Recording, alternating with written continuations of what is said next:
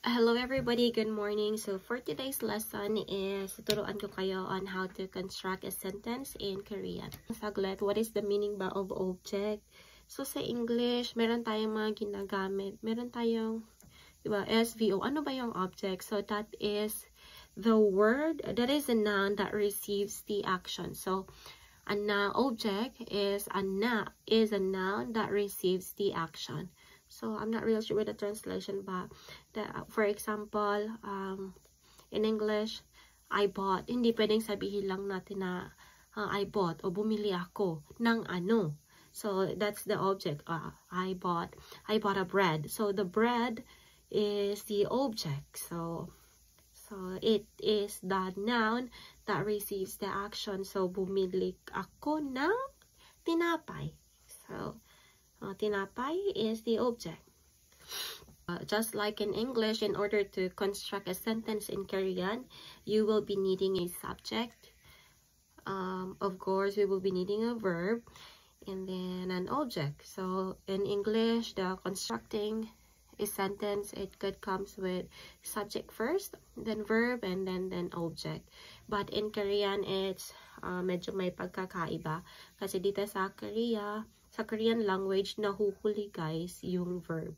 So subject, and then the object will follow, and then the last one yung pinapanggit is the verb. So medyo magkaiba. So baka ma-confuse kayo. So let me give you an example. So for example, let's just say, let's translate I love you in Korean. So I is the noun, right? Is the subject.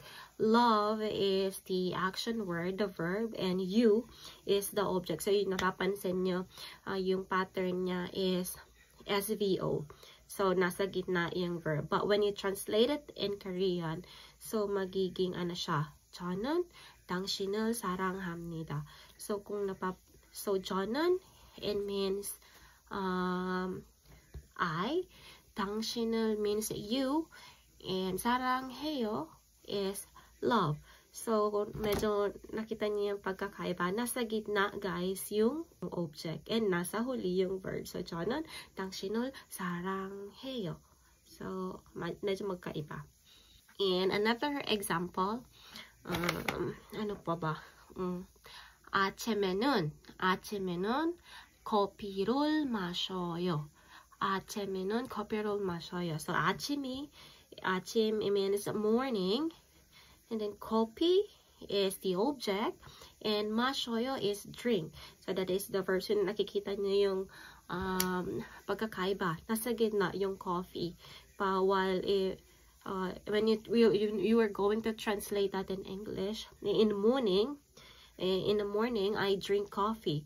So nakita nyo sa English, nasa ulihan yung coffee. But when you translate it in Korean, the coffee should be in the middle, because that is the object, and nasa hulihan yung verb.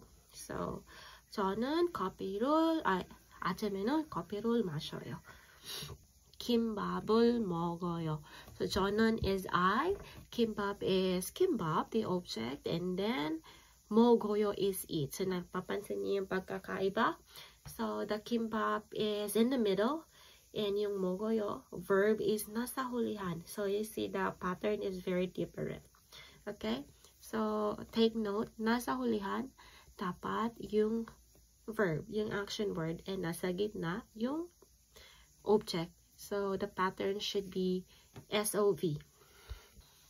And when constructing a Korean sentences is napapansin nyo merong object particle na ginagamit. So I mentioned dalawang klase, ul and rule. So nandito. So same lang yung paggamit guys. It is a particle that is being attached to the object para makumpleto yung sentences. So sa Tagalog, you can translate it to be nang. Pwede siyang maging nang. So bumili ako ng tinapay. So you have to put the nang para hindi medyo awkward yung sentence. So let's give an example tulad ng binigay ko kanina.